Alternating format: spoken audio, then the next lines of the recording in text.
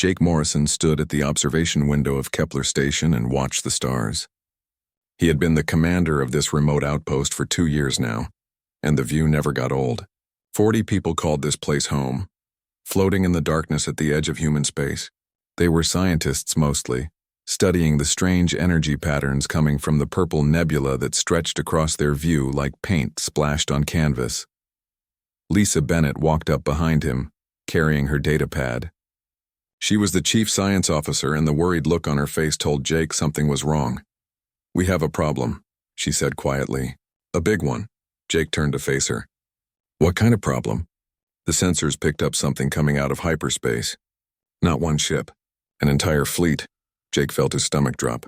Kepler Station was a research facility, not a military base. They had no weapons, no defenses, nothing but mining equipment and scientific tools. He followed Lisa to the command center where the rest of the senior staff waited. The main screen showed what the sensors had detected. Dozens of ships, each one massive, arranged in a formation that spoke of military discipline. They were alien vessels unlike anything in the human database. "Have they made contact?" Jake asked. Amy Rodriguez, their communications officer, nodded. "They're broadcasting on all frequencies. The computer is translating now." A voice filled the command center, deep and resonating through the translation software. "Humans of this station, we are the Zathrene Empire. Your species has been observed and evaluated. You will surrender all military assets and colonial holdings to our authority. You have 72 hours to comply. Resistance will result in the extinction of your species." Silence fell over the room. Jake looked at the faces around him. These were good people, smart people, but they were not soldiers. Danny Cooper, their best engineer, looked pale. Karen Foster, the medical officer, gripped the edge of her console. Chris Hamilton, who managed the station's daily operations, just stared at the screen. "Get me everything we have on these Zathrene," Jake said. "Lisa, I need to know what we're dealing with." "Amy, send a message to Earth immediately. They need to know what's happening." Lisa worked quickly, pulling up data as the computer analyzed the alien transmissions. "They've been watching us for months," she said, her voice shaking slightly. "They have records of our colonies, our patrol routes, everything. They think we're weak. Are we?" Danny asked quietly. Jake wanted to say no, but honesty stopped him. 40 civilians on a research station against an alien armada. The math was simple and terrible. Amy's fingers flew across her keyboard. "Message sent to Earth. It will take 6 hours to reach them, assuming these aliens don't jam our signal first." As if hearing her words, the communication system screamed with interference. The Zathrene had cut them off from the rest of humanity. "I'm getting a response from the Valiant," Amy said. "Captain Greg Palmer is asking for orders." The Valiant was a small patrol ship, normally used for escorting cargo and checking on remote stations like Kepler.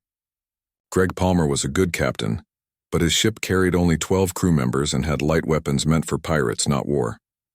"Tell Greg to stand by," Jake said. "I need to think," Chris Hamilton spoke up. "Commander, we should evacuate. We have enough shuttles to get everyone out before the deadline." "And go where?" Lisa asked. "They'll just hunt us down. They said they'd wipe out humanity if we resist." "So we surrender?" Danny's voice was sharp. "Just give up and hope they're merciful?" Jake looked at the alien fleet on the screen. He thought about Earth, about humanity's colonies, about the millions of people who had no idea what was coming. 72 hours. That was all the time his species had left as a free people, unless someone bought them more time. "We're not evacuating," Jake said. The words came out steady, more confident than he felt. "And we're not surrendering." Everyone stared at him. "Commander, we can't fight them," Chris said. "We're scientists, not soldiers." "I know what we are," Jake replied. "But Earth needs time to prepare. Someone has to slow these aliens down, make them think twice about how easy this will be." "You want us to fight an alien armada with mining equipment?" Danny asked. "I want us to make them bleed for every inch of this station," Jake said. "I want them to learn that humans don't roll over when someone threatens us." "Even if we lose, even if we all die here, we'll buy Earth the time they need." Karen Foster straightened up. "I'll set up medical bays for casualties." Danny nodded slowly. "I can weaponize some of our equipment. The mining lasers, the cargo loaders, maybe even the reactor system if we get desperate." Amy looked at Jake with something like fear and pride mixed together. "I'll keep trying to punch through their jamming. Earth needs updates." Chris Hamilton took a deep breath. "I'll coordinate our resources. If we're doing this, we'll need every advantage. Lisa pulled up station schematics on her screen. I'll analyze their broadcasts, see if I can find weaknesses. Jake felt a weight settle on his shoulders, but also a strange sense of purpose. They were going to die. He knew that. They all knew that. But they would die fighting, and that meant something. Contact Captain Palmer, Jake ordered. Tell him the plan. He can leave if he wants. We won't hold it against him. Amy sent the message. The response came back almost immediately. Palmer says the Valiant is staying, Amy reported. He says if a bunch of scientists are brave enough to fight, then his crew won't be the ones who ran. Jake allowed himself a small smile. 52 humans against an empire. The odds were impossible, but humans had never been good at accepting the impossible. He activated the station-wide intercom. This is Commander Morrison. By now you've all heard about our visitors. I'm not going to lie to you. They're stronger than us, they have more ships, and they're offering us a choice between surrender and death. He paused, choosing his words carefully. I'm giving you a different choice. There's one shuttle left that can make it to a nearby colony. Anyone who wants to leave can go. No one will think less of you. But if you stay, we're going to fight. We're going to show these aliens that humanity doesn't bow to threats. We're going to buy our people back home the time they need to prepare. Jake waited, watching the faces on the monitor showing different sections of the station. Not one person moved toward the shuttle bay. All right then, Jake said, and his voice carried the pride he felt. Let's get to work. We have 72 hours to turn a research station into a fortress. The station burst into activity. Danny and his engineering team began dismantling equipment and rebuilding it into weapons. Karen organized supplies and prepared for wounded. Lisa dove deep into the alien communications, searching for any scrap of useful information. Jake looked out at the alien fleet hanging in space like dark promises. They expected fear. They expected surrender. They were about to learn that humans were full of surprises. The countdown had begun, and Kepler Station would make every second count. The Zothrine War Master studied the human station through his command ship's viewscreen. His name translated roughly to Breaker of Worlds, though humans could not pronounce it properly. He had conquered 47 species in his long career. Each one had followed the same pattern: shock, denial, then submission or flight. These humans were doing neither, and it puzzled him. They remain at their station, his tactical officer reported. No evacuation detected. Perhaps they are paralyzed by fear, the War Master suggested. But something about that felt wrong. He had seen fear before. This felt different. On Kepler Station, Danny Cooper was converting a mining laser into something more dangerous. The laser was designed to cut through asteroids for mineral extraction. With some modifications to the power supply and focusing lens, it could cut through ship hulls just as easily. How many of these can we make? Jake asked, watching Danny work. Maybe 5 if we strip parts from non-essential systems, Danny replied, not looking up from his work. They won't be pretty, but they'll hurt. Steve Parker, one of the maintenance crew, was helping with the conversion. He was normally quiet, but now he worked with intense focus. We can mount them at different points around the station. Give us coverage on all approaches. Jake nodded and moved on. Every section of Kepler Station was transforming. The cargo bay had become an armory where tools were being adapted into weapons. The botanical lab, where Helen Price grew experimental crops, had been fortified with emergency bulkheads. Helen herself was doing something unexpected. She had discovered that pollen from one of her alien plant samples interfered with electronic equipment. It's the spores, she explained to Lisa. They carry a natural electromagnetic charge. If we can spread them in space around the station, it might mess with their sensors. That's brilliant, Lisa said. She was exhausted, having spent 20 hours analyzing Zothrine communications. I found something too. They're broadcasting this whole thing back to their empire. They want other species to see how easily they crush us. So we give them a different show, Jake said, arriving in time to hear her report. What else have you learned? Lisa pulled up her notes. Their military has never lost, not once. They've conquered hundreds of worlds, and no one has ever fought back after seeing their fleet. Their entire strategy depends on psychological shock. Then we break their pattern, Jake said simply. The deadline approached. 48 hours had passed since the ultimatum. The Zothrine sent another message, expecting to hear surrender terms. Instead, Amy Rodriguez sent back a single word in their language that the computer had helped her construct. No. The War Master received the message and felt something he had not experienced in decades. Confusion. These humans had no chance of victory. They knew this. Their sensors would tell them the power difference. Yet they refused. Prepare for assault, he ordered. Use minimal force. Capture as many alive as possible. I want to understand what defect in their thinking makes them resist. The first wave of Zatharine fighters launched. They moved in formation expecting no resistance. What they found instead changed everything. Helen's spores had been released, creating a cloud around Kepler Station that scattered sensor readings. The alien fighters flew in half-blind, relying on visual confirmation. That was when Danny's converted mining lasers opened fire. The beams lanced through space, striking 2 fighters before the aliens could react. The Zatharine scattered, shocked that the humans had weapons at all. They returned fire, but their targeting system struggled with the spore interference. Captain Greg Palmer and the Valiant joined the fight. His small ship darted between alien vessels too quick for their heavy weapons to track. He fired missiles at close range, destroying another fighter before breaking away. They're not expecting us to fight back, Greg said over the comm to Jake. Use that. Keep them off balance. The battle raged for 3 hours. Kepler Station took damage. Holes punched through the outer hull in 2 sections, but the Zatharine lost 7 fighters and had 4 more damaged. For an empire that never lost, these were unacceptable casualties for such a small target. The War Master pulled his forces back, re-evaluating. How many humans defend that station? Scans show approximately 50 life signs, his tactical officer reported. 50. The War Master had lost 7 trained pilots to 50 civilians with improvised weapons. He felt anger building, mixed with something else. Respect? No, that was impossible. They were primitives, and yet they fought with creativity and courage his own warriors rarely displayed. On Kepler Station, Karen Foster worked frantically in the medical bay. 3 people were injured, none critically. She patched them up while listening to the damage reports. Sections 7 and 12 are exposed to vacuum, Chris Hamilton reported. We've sealed the bulkheads. Lost some supplies, but no casualties. Jake assessed their situation. They had won the first round, but barely. The Zatharine would come again, and next time they would be ready for human tricks. Danny, can you build more weapons? Jake asked. I'm working on mines, Danny replied. Magnetic charges that will stick to their ships.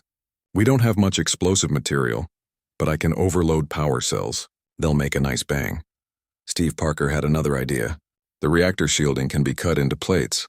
Makeshift armor for critical areas. Do it, Jake ordered. Whatever you need, take it. We don't need life support in empty sections. We don't need comfortable temperatures. We just need to last long enough. Amy broke through the jamming for 30 seconds, long enough to send a burst transmission to Earth. Help coming. 2 days out. Hold position, 2 days. Jake did the math. They had survived 3 hours of combat. 48 hours remained until help arrived. The odds were still terrible, but they had proven something important.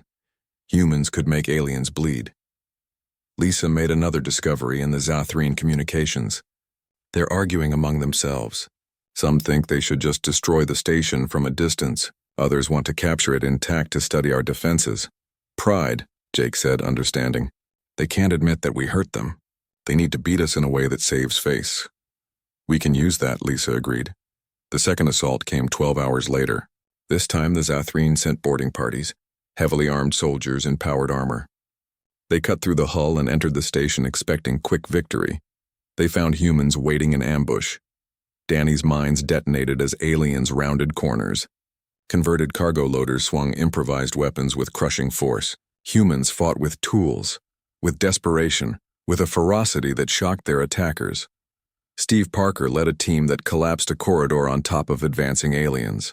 Karen Foster fought alongside her medical staff to defend the medical bay when aliens tried to breach it.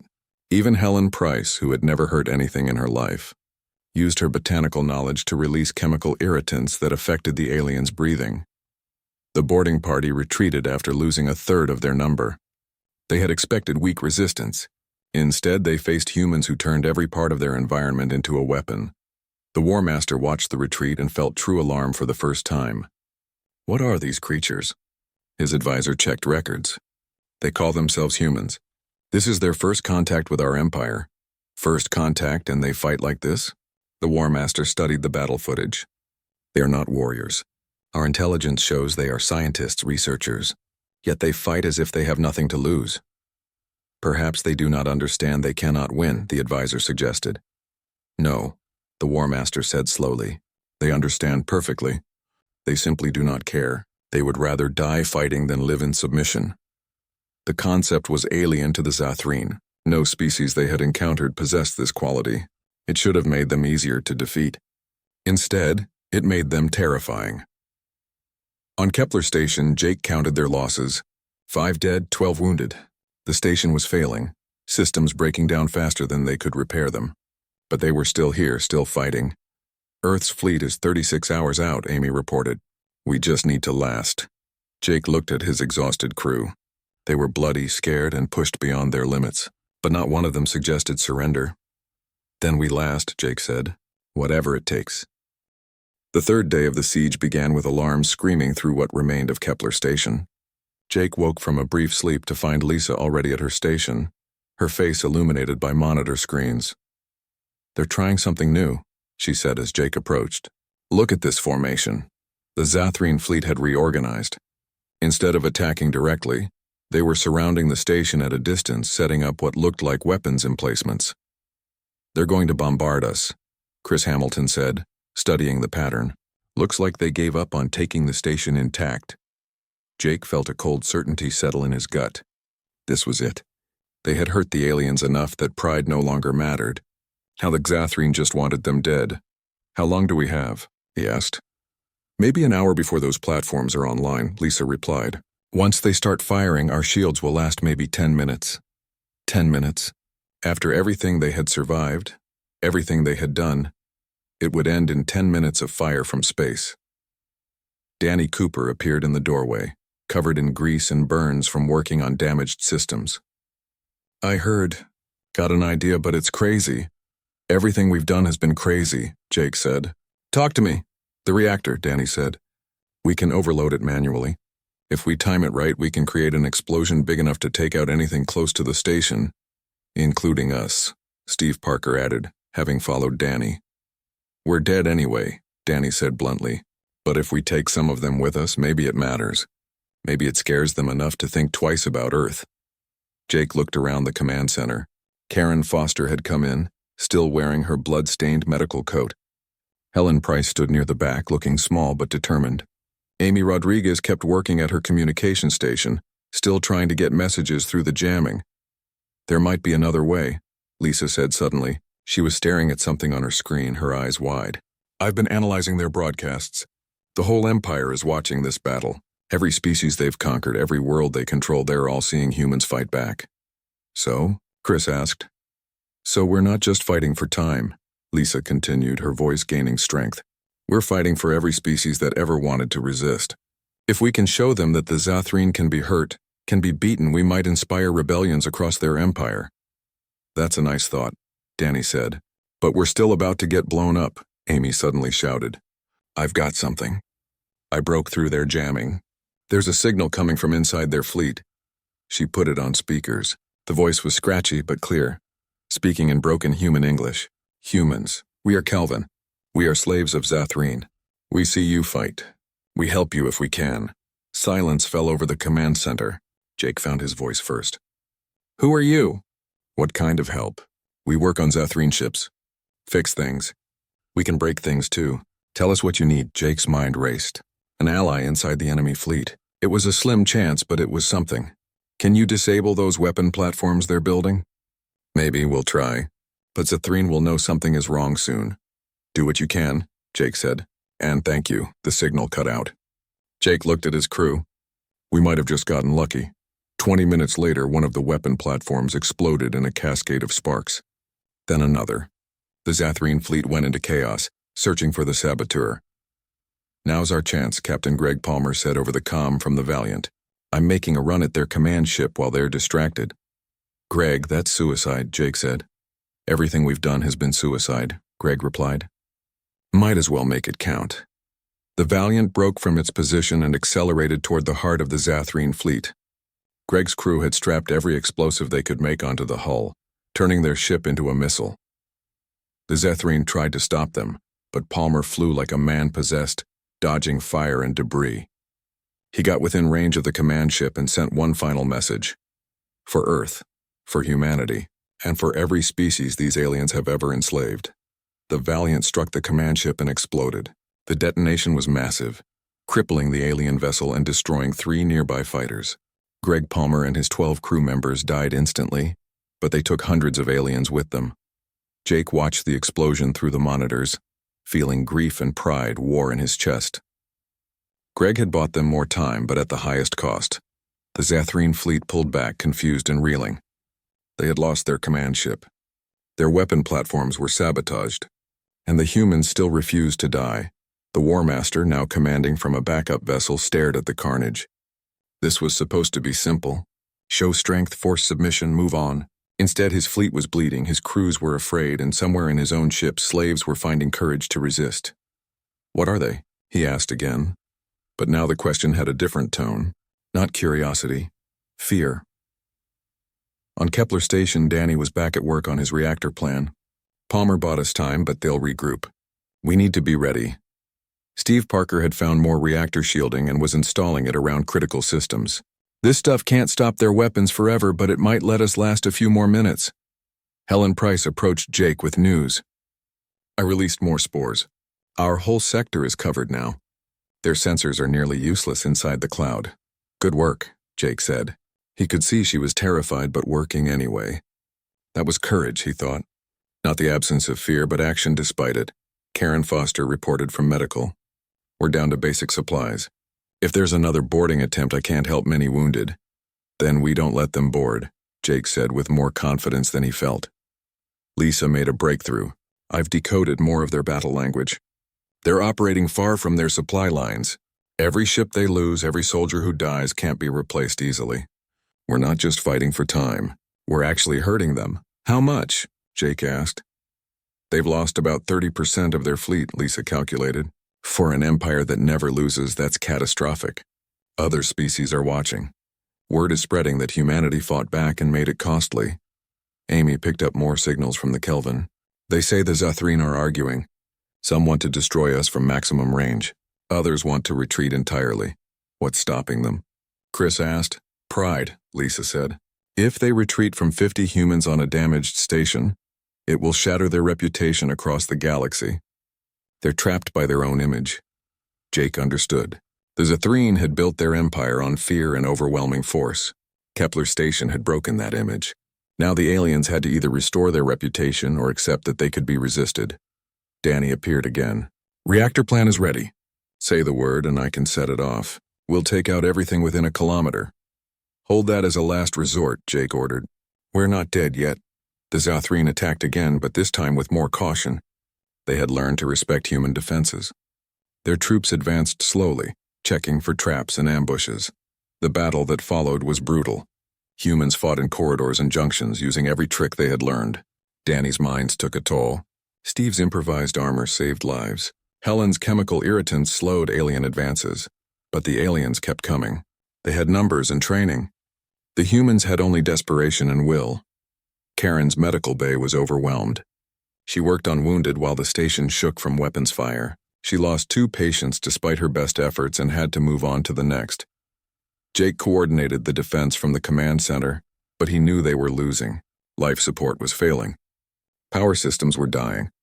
They had maybe 6 hours left before the station became uninhabitable. Then Amy picked up a new signal. She almost didn't believe it at first. Jake, she said, her voice shaking. Earth fleet just dropped out of hyperspace. They're here. They're actually here. Jake looked at the screen. Dozens of ships, human ships, arriving like cavalry from old stories. Admiral Catherine Price, Helen's sister, commanded the fleet. This is Admiral Price to Kepler Station. Sorry, we're late. Let's finish this fight. The Zathrene fleet turned to face this new threat, and for the first time since the siege began, the aliens experienced something they had not felt in generations. Fear. The arrival of the Earth Defense Fleet changed everything in an instant. Jake watched the tactical display as human warships spread out in attack formation. There were 43 vessels, hastily assembled from every military outpost and colony in human space. They were not all military ships.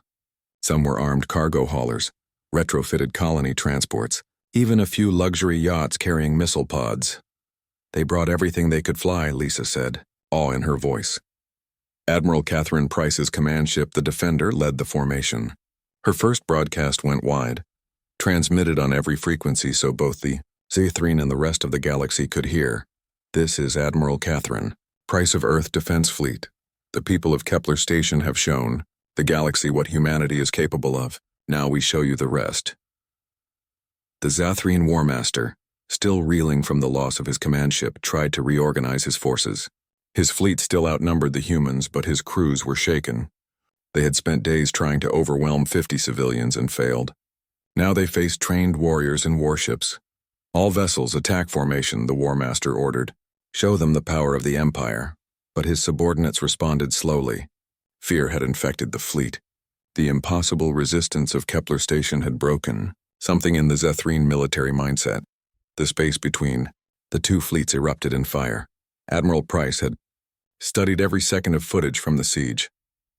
She had watched how Jake Morrison's crew adapted civilian equipment into weapons. She had seen Greg Palmer's final sacrifice. She had learned from their improvisation and incorporated it into her tactics. Human ships did not fight in neat formations. They scattered and regrouped, using unpredictable patterns that confused Zathrene targeting systems. They took risks that military doctrine said were suicidal, but they worked because the aliens expected conventional warfare. Jake watched from Kepler Station as the battle unfolded.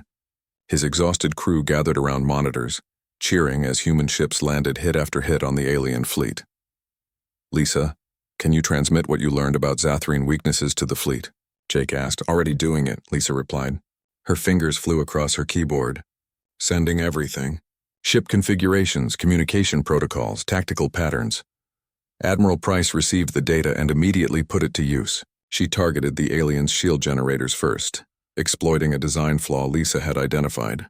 Zathrene ships began taking damage they had not expected. The War Master saw his fleet falling apart. Impossible. We are the Zathrene Empire. We do not lose, but they were losing. Human creativity, learned from watching civilians defend a research station, was tearing through military discipline built over centuries of easy conquest. On Kepler Station, alarms suddenly blared. Amy checked her sensors. 3 Zathrene ships breaking formation. They're heading straight for us. Jake understood immediately. The War Master could not win the battle, but he could still destroy Kepler Station. One last act of spite to save some dignity. All remaining weapons target those ships, Jake ordered. Danny, is your reactor plan still ready? Ready when you are, Danny confirmed from the reactor level. The 3 alien ships accelerated toward the station, ignoring fire from the human fleet. They were on a suicide run, intending to ram Kepler Station and destroy it. Then a battered shape appeared between the alien ships and the station. It was the Valiant. Jake had thought Palmer's ship was destroyed, but somehow it had survived. The hull was scorched black, sections were missing, but it still flew. Greg, Jake said into the comm. You're alive. Mostly. Palmer's voice came back, weak but determined. Escape pods picked us up after the explosion.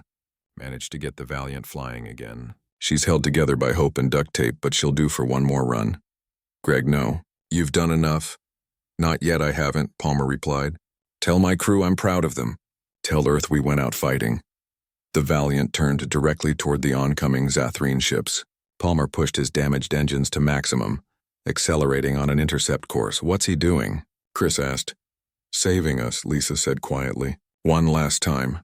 The Valiant collided with the lead Zathrene ship at full speed. The impact triggered a chain reaction, the explosion consuming all 3 alien vessels. Greg Palmer and what remained of his crew died in the fireball, but Kepler Station survived. Jake closed his eyes briefly. Palmer had saved them twice now.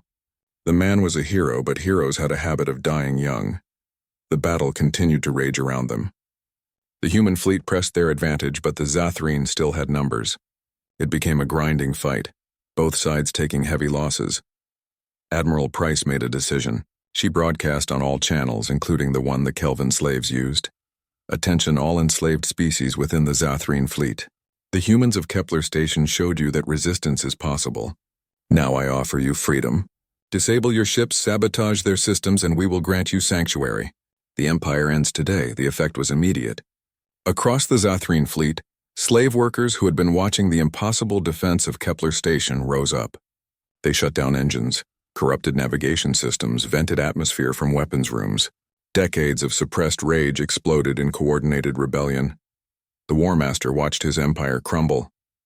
Ship after ship went dark or began firing on its neighbors as slaves took control. The humans had not just defeated his fleet. They had inspired a revolution. Retreat, he ordered. All ships capable of movement retreat to hyperspace. But few ships answered. Most were disabled by internal sabotage. Others were destroyed by the human fleet. The Zathrine Empire's greatest armada was dying, killed by 50 civilians who refused to surrender and freed slaves who learned hope from their example. Jake watched as alien ships began jumping to hyperspace in disorganized retreat. Less than a third of the original fleet escaped. The rest were destroyed, captured, or disabled by rebellious slaves. We won, Chris said, disbelieving. We actually won. Greg won, Jake corrected quietly. Palmer and everyone else who died here. They're the real heroes. Karen Foster left her medical bay and came to the command center. She looked like she had aged 10 years and 4 days. Final count. 18 dead from Kepler Station. 24 wounded. The Valiant's entire crew of 12 are gone. 30 dead to buy humanity time and spark a galactic revolution. The price was high, but Jake knew it could have been so much worse. Admiral Price's ship approached the station. Kepler Station, this is Admiral Price, permission to come aboard. I'd like to meet the people who changed the galaxy. Jake looked at his crew. They were exhausted, bloody, and traumatized. They were also alive, and they had done the impossible. Permission granted, Admiral. Welcome to Kepler Station. As rescue ships began arriving to help with repairs and medical care, Lisa pulled up her analysis of intercepted Zathrine communications. Jake, you need to see this, she said. The battle was broadcast across the galaxy. Every species under Zathrine control watched us fight. Some are already rising up against their oppressors. How many? Jake asked. At least 15 worlds so far, Lisa said. Maybe more. The Empire is fracturing. Steve Parker joined them, carrying tools to begin repairs. So what now? Jake looked at the damaged station around him, at the exhausted faces of his crew, at the debris field where Greg Palmer had made his final stand.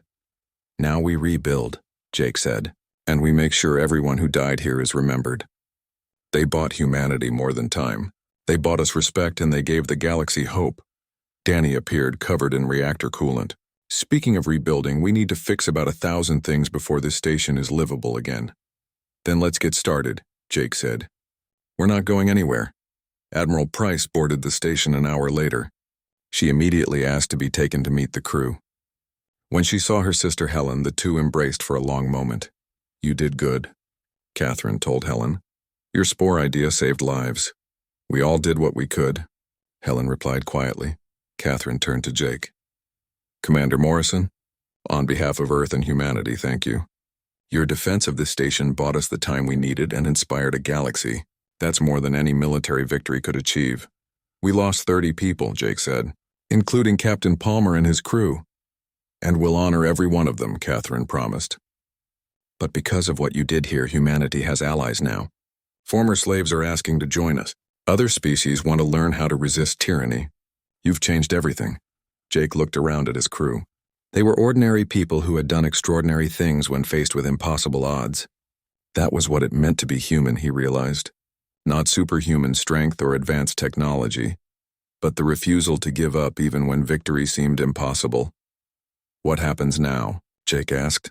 Now we see if we can hold on to what we've won, Catherine said. The Zathrine will regroup eventually, but next time we'll be ready, and we won't be alone.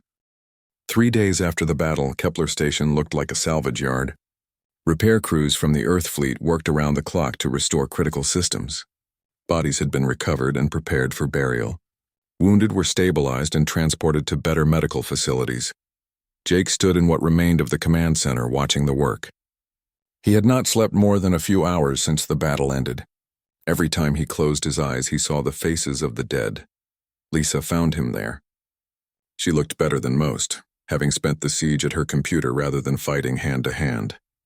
But her eyes carried the same haunted look they all shared. Intel report came in, she said. The Zathrine Empire is in chaos. At least 30 subject species have declared independence. Their military is scattered, trying to contain rebellions across 100 worlds. Good, Jake said. The word came out flat, emotionless. Jake, you need rest, Lisa said gently. You've been up for days. I'll rest when everyone's accounted for, Jake replied. He pulled up a list on his damaged console. We're still missing Danny Cooper's body. Lisa's face fell. Danny had been in the reactor level when the final attack came. The explosion that killed the Zathrene boarding party had also collapsed that section. It took 2 more days before rescue crews found him. They recovered Danny's body from the wreckage. He had died protecting the reactor, ensuring the aliens could not use it against the station. In his hand was a detonator. If the aliens had gotten past him, he would have blown the whole station rather than let them take it. Karen Foster performed the identification, her professional mask barely hiding her grief. Danny had been her friend since the early days of Kepler Station. He saved us, Karen said simply, right to the very end. Steve Parker took the news hard. He and Danny had worked together for 2 years, turning impossible repair jobs into merely difficult ones. Now Steve had to figure out how to rebuild a station without his partner. Amy Rodriguez was dealing with communications from across the galaxy, messages of support, requests for alliance, intelligence reports on Zathrene movements. Earth had suddenly become very popular. We're getting contact requests from species we've never heard of, Amy reported. Everyone wants to talk to the humans who beat the Empire. We didn't beat them, Jake said. We survived them. There's a difference. Admiral Catherine Price had stayed at Kepler Station, coordinating the broader military response to the crumbling Zathrene Empire. She called a meeting of all senior staff, including what remained of Jake's crew. First order of business, Catherine began. Recognition. Commander Morrison, you and your crew are being awarded the Star of Valor, humanity's highest honor. Captain Palmer and his crew will receive it posthumously. Jake started to protest, but Catherine held up her hand. You're also all being promoted. Morrison, you're now a captain. Bennett, you're a commander. Everyone here goes up 1 rank with corresponding pay increase. We don't want recognition, Jake said. We want our dead back. I know, Catherine said, her voice softening. But the galaxy needs heroes right now. It needs to know that ordinary people can do extraordinary things. Whether you want it or not, you're symbols. Helen Price spoke up. What happens to the Kelvin and other freed slaves? We're offering asylum, Catherine replied. Earth and our colonies will take anyone who wants to come. Some want to return to their homeworlds. Others have no home to return to. We'll help them rebuild.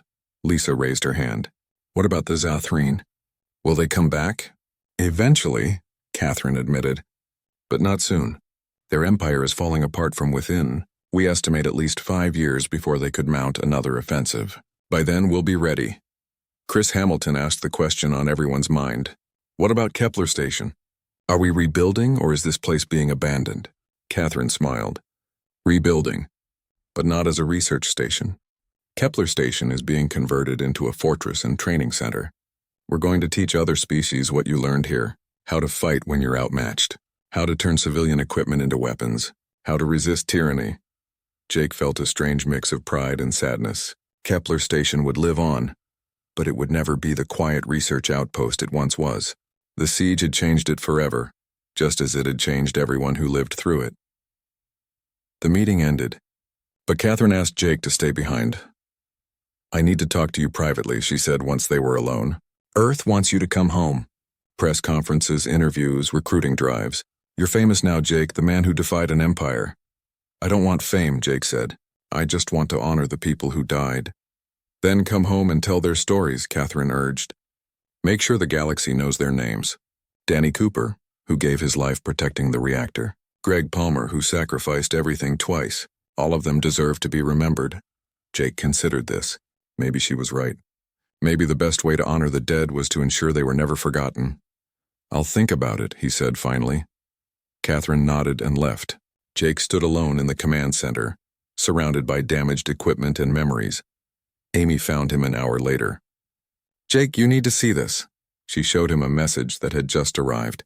It was from a species called the Torvin, former slaves of the Zathrene, humans of Kepler Station. We watched you fight. We watched you refuse to bow. You showed us that the Empire can bleed. Now we are free because of your courage. Thank you. We will remember. Similar messages were coming in from across the galaxy. Species that had lived under Zothrine rule for generations were tasting freedom for the first time, all because 50 humans on a research station said no. Lisa was right, Jake said quietly. We weren't just fighting for Earth, we were fighting for everyone. Over the next week, the full scope of what Kepler Station had achieved became clear. The Zothrine Empire, which had stood for over 1,000 years, was collapsing. Rebellions spread like wildfire. Former subject species were forming alliances, sharing technology, rebuilding their worlds. And at the center of it all was humanity. The species that had been marked for extinction was now seen as liberators and heroes. Jake finally agreed to return to Earth for a memorial service. They held it at the new Heroes Garden in Geneva, where monuments honored those who had died at Kepler Station. 31 pillars stood in a circle, one for each person who died defending the station. In the center was a larger monument showing the Kepler Station seal and the dates of the siege. Jake spoke at the ceremony, along with Admiral Price and representatives from the freed species. But the most powerful moment came when Steve Parker stepped forward to speak about Danny Cooper. Danny was my friend, Steve said, his voice shaking. He was a genius with tools, but more than that, he believed in people. When Commander Morrison said we would fight, Danny didn't question it. He just asked what he could build. He turned mining lasers into weapons. He created mines from spare parts. And when the final attack came, he stood alone in the reactor level, knowing he probably wouldn't survive. Steve paused, wiping his eyes. Danny once told me that every problem has a solution if you're creative enough. He proved that right to the end. His solution was to give us time, to protect the reactor, to make sure the aliens couldn't win even if they killed him. That's the kind of person we lost. That's the kind of hero humanity produces. Similar speeches honored Greg Palmer, Karen's medical staff who died treating wounded, the maintenance crew who gave their lives holding corridors, every person who stood and fought. After the ceremony, Jake found himself approached by a young woman in a military uniform. She saluted sharply. Captain Morrison, sir. Lieutenant Sandra Cole. I just wanted to say that Captain Palmer was my uncle, my mother's brother. She wanted me to tell you that what you all did at Kepler Station, what he did, it mattered. Our family will never forget. Jake shook her hand, not trusting himself to speak. How many families had lost someone at Kepler Station? How many holes had been torn in the fabric of people's lives? But those deaths had meaning. The galaxy was changing because of them. Lisa joined him as the ceremony ended. Earth Defense Command wants me to head up a new xenolinguistics division. Study alien languages and cultures so we can communicate better. Are you taking it? Jake asked. Yes, Lisa said. What we learned during the siege, it could help prevent future conflicts. Or at least help us understand when conflict is coming. Steve Parker approached. They want me to train engineers on defensive modifications. Teach them how to weaponize civilian equipment if they need to. Good, Jake said. Someone needs to pass on what we learned. Karen Foster was staying with the Medical Corps, developing new trauma protocols based on her experiences. Helen Price was returning to botany but now focused on plants that could serve military purposes. Chris Hamilton was taking a position in logistics, coordinating supplies for Earth's expanding defense network. Amy Rodriguez found a home in intelligence, using her skills to monitor communications across the galaxy and maintain contact with humanity's new allies. Everyone was moving forward, carrying the lessons of Kepler Station with them. Catherine Price offered Jake command of Earth's new frontier defense forces. We need someone who knows how to fight when you're outmatched, she said. Someone who can inspire others the way you inspired your crew. Jake looked at the monument to the fallen, at the pillars representing 31 lives ended too soon. I'll do it, he said. 6 months had passed since the siege of Kepler Station. Jake Morrison stood at the window of his new office on Mars Defense Command and looked out at the red planet below. So much had changed in half a year that sometimes he felt like he was living someone else's life. Kepler Station had been rebuilt and expanded. It was now 3 times its original size, bristling with weapons and serving as both a military outpost and a training center. Every week, representatives from newly freed species arrived to learn human defensive tactics. Jake had overseen much of the reconstruction, but he spent most of his time at command headquarters now. Admiral Catherine Price had made him Director of Frontier Defense, responsible for protecting humanity's borders and training officers in unconventional warfare. His first class of trainees had just graduated. 100 officers from Earth and the colonies, all taught the lessons learned at Kepler Station. Think creatively. Never surrender. Make the enemy pay for every inch. Lisa Bennett stopped by his office with intelligence reports. She ran the Xenolinguistics division from Earth, but visited Mars regularly to brief Jake on alien communications. Good news and bad news, Lisa said, dropping a data pad on his desk. Good news is the Zathrene Empire continues to fragment. Another 6 species declared independence last week. Bad news is some Zathrene hardliners are regrouping in the outer territories. They haven't forgotten about us. Let them remember, Jake said. Maybe next time they'll think twice. There's something else, Lisa added. We've been contacted by the Varan Confederation. They want to form a mutual defense alliance. Apparently they were impressed by how we fought at Kepler Station. Jake pulled up information on the Varan. They were a spacefaring species that had successfully resisted Zathrene expansion before, but at great cost. An alliance with them would strengthen humanity's position considerably. Recommend acceptance, Jake said. We need allies. The galaxy is more dangerous than we thought. Lisa nodded. I'll pass that along to the diplomatic corps. How are you doing, Jake, really? It was the question everyone asked, but no one expected an honest answer to. Jake considered lying, saying he was fine, but this was Lisa. She had been through the siege with him. I still see their faces, Jake admitted. Danny, Greg Palmer, all of them. Sometimes I wonder if we made the right choice. If we should have evacuated and lived to fight another day. If you had evacuated, the Zathrene would have attacked Earth unprepared, Lisa said firmly. Millions would have died. Instead, you bought time for the fleet to mobilize, inspired rebellions across the Empire, and showed the galaxy that humans don't break easily. You made the only choice you could. Doesn't make it easier to live with, Jake said. No, Lisa agreed. But it makes it meaningful. Steve Parker had been promoted to chief engineer for all of Frontier Defense. He visited Mars to show Jake his latest designs. Civilian equipment that could be quickly converted to military use, defensive modifications for space stations, new types of mines and improvised weapons. The training center is using all of this, Steve explained. We're teaching engineers from a dozen species how to weaponize their environment. Some of them are improving on our designs. Good, Jake said. Innovation wins wars. Steve hesitated, then added quietly, I think Danny would be proud. We're taking what he started and making it better. He'd probably have 20 new ideas by now, Jake said with a sad smile. The man never ran out of solutions. Karen Foster had written a medical textbook based on her experiences during the siege. It was required reading in every military medical program across human space. She visited Mars to give lectures on trauma care in combat situations. How's the new medical bay at Kepler Station? Jake asked when she stopped by his office. State of the art, Karen replied. Nothing like the makeshift setup I had during the siege. But you know what? Every doctor who trains there has to spend a week using only basic supplies. I want them to understand what it's like when you don't have everything you need. Smart, Jake said. Hopefully they never need that training in real combat. But if they do, they'll be ready, Karen said. That's what we do now. Prepare people so they have a chance. Helen Price had made a breakthrough with her research.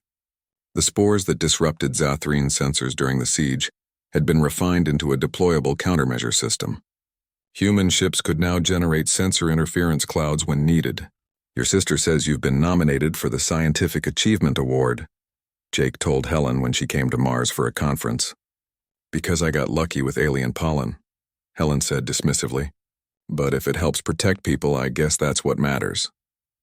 It does help, Jake assured her. And it wasn't just luck. You saw a problem and found a creative solution. That's what won at Kepler Station. Chris Hamilton had become a logistical genius, coordinating supply lines for Earth's expanding military. He made sure every outpost, every ship, every training center had what it needed when it needed it. Remember when our biggest logistical challenge was making sure Kepler Station had enough coffee? Chris said during a supply review meeting. Simpler times, Jake agreed. Now you're coordinating supplies for half the galaxy. I preferred coffee duty, Chris admitted. But this is more important. Amy Rodriguez had become the voice of humanity to the galaxy. Her intelligence network monitored communications from hundreds of worlds, tracking threats and opportunities. She maintained contact with the Kelvin and other freed species, building a web of information and friendship. "We're getting reports of Zathrine remnants trying to reclaim lost territory," Amy briefed Jake. "Nothing major yet, but they're probing defenses on frontier worlds. Send warnings to anyone in their path," Jake ordered, "and offer military advisors if they want them." "Already done," Amy said with a slight smile. "I figured you'd say that." The news that shocked everyone came 3 months after the memorial ceremony. Captain Greg Palmer and 2 of his crew were alive. Their escape pods had been picked up not by human ships but by a Torvan patrol. The Torvan, having no way to contact Earth immediately, had cared for the survivors while waiting for diplomatic channels to open. When the Mutual Defense Alliance was being negotiated, they revealed their surprise. Jake was on the first ship to the Torvan homeworld to collect Palmer and his crew. When Greg walked off the Torvan medical ship, he looked thinner and tired, but he was smiling. "Heard you've been busy while I was gone," Greg said, shaking Jake's hand. "We thought you were dead," Jake said, emotion threatening to overwhelm him. "The memorial service, the monument, everything." "Then I guess I need to prove I'm worth the honor," Greg replied. "What did I miss?" Jake brought him up to speed during the flight back to human space. The collapse of the Zathrine Empire, the new alliances, the training programs, all of it. "So our little last stand started a revolution," Greg said, shaking his head in wonder. "Who would have thought?" "You did," Jake pointed out. "You said we needed to show them that humans don't give up." "I was just trying to buy time," Greg admitted. "I didn't expect to spark a galactic uprising." Greg Palmer was promoted to admiral and given command of the frontier fleet. His first action was to visit Kepler Station and see what it had become. The station was unrecognizable. Where there had been research labs, there were now training facilities. Where there had been observation lounges, there were now tactical centers. It was a fortress, a symbol, a promise that humanity would never be caught unprepared again. "It's not the same place," Greg said quietly as Jake showed him around. "No," Jake agreed, "but maybe that's okay. Places change. People change. What matters is we remember why it changed." They stopped at a memorial wall where all 31 names were engraved. Danny Cooper's name was at the top, with a description of his sacrifice. Next to each name was a photo and a brief story of what they had done during the siege. "They'll never be forgotten," Jake said. "Every trainee who comes through here learns these names. They learn what these people did." "Good," Greg said. "They deserve that much." A ceremony was held when Jake's first class of trainers graduated and received their assignments. They would go to newly freed worlds, to frontier colonies, to allied species who wanted to learn human defensive tactics. Jake addressed the graduating class. "You've learned technical skills here. How to modify equipment, how to set up defenses, how to fight when you're outmatched. But that's not the most important lesson of Kepler Station." He paused, making sure he had everyone's attention. "The most important lesson is this. When faced with impossible odds, when the enemy demands surrender, when everything seems lost, humans have a choice. We can give up or we can fight. We can accept defeat, or we can make the enemy pay for their victory." The people who defended Kepler Station chose to fight. Some of them died. But their sacrifice bought Earth time, inspired a galaxy, and changed the course of history. Jake gestured to the memorial wall. "These are your teachers. These are the people whose example you carry forward. Honor them by never giving up. Honor them by protecting those who can't protect themselves. Honor them by being the kind of person who stands firm when others run." The graduates stood at attention, understanding the weight of what they were being asked to carry. One of them, a young lieutenant named Alex Reeves,